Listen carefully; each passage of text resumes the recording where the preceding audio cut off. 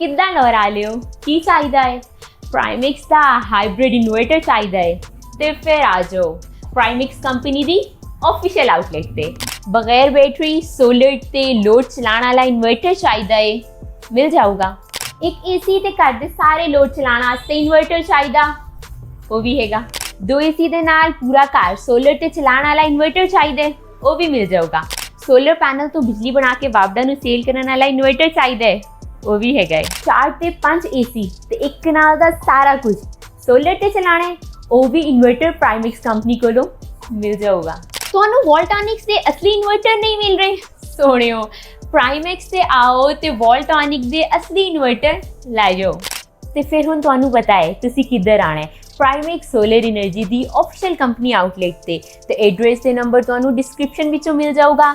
ਤੇ ਫਿਰ ਆ ਜਾਓ ਛੇਤੀ ਪ੍ਰਾਈਮੈਕਸ ਦੇ ਇਨਵਰਟਰ ਲੈ ਜਾਓ।